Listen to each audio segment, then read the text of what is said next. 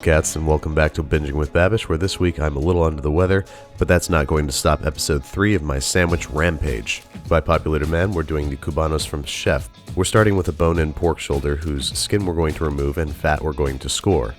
And now it's time to build our brine. We're going to start with 4 cups of orange juice, 2 cups of water, maybe a half cup of rice wine vinegar, half a cup of spiced rum, half a cup of kosher salt, and maybe a quarter cup of brown sugar, and maybe the most important part, lots and lots of garlic. I'm going to finely mince an entire head of garlic. My advice to you is to buy a garlic crusher, because this is annoying. Add all the garlic to the brine before fruitlessly washing your hands and chopping some herbs. We're going to use a few stems each of oregano, rosemary, thyme, sage.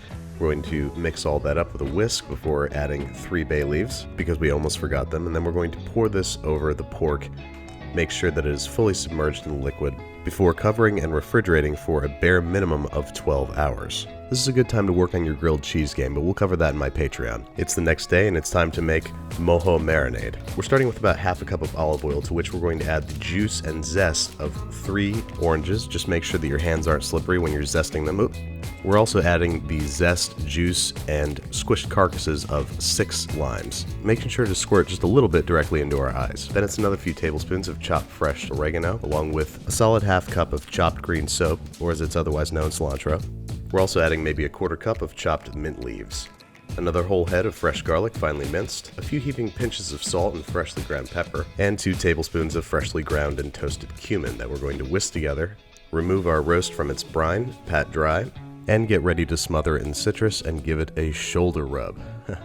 A shoulder rub, ladies and gentlemen. Groove out a little bit to the music like John Leguizamo does in the movie. Not as well, of course. Cover again and refrigerate again for a minimum of 2 hours. Once those flavors have had the chance to get to know each other, we're going to place our roast on a wire rack on a rimmed baking sheet, baste with the marinade, and roast at 350 degrees for about 2.5 hours, or until it registers 165 and smells like a symphony of citrus and garlic. Hack off a piece for tasting like they do in the movie and freak out a little bit over how incredibly good it is. Oh my god. Oh my god. Oh my god. Oh my god. What? Turn the roast around so your audience can't see how much you've eaten of it. And if you're able, try to get your hands on some real pan cubano. It really makes the difference in this sandwich. Make sure your plancha is ripping hot. And it's time to toast the inside of our sandwiches. We're going to melt some butter and place the loaves face side down until brown and crispy. You can see in the background I'm frying up some ham and our slices of roast pork that we're then going to layer on the bottom of the sandwich, topped with 2 slices of ham, 2 slices of Swiss cheese.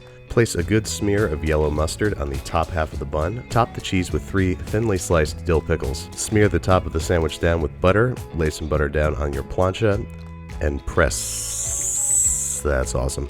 Remove from the plancha once browned and crispy and the cheese is melted. Slice on the diagonal, tear it apart, and dig in. Now, this was far and away one of the best sandwiches I've ever had in my life, one of the best things I've ever had in my life. But then again, I'm a sucker for Cubanos and Jon Favreau.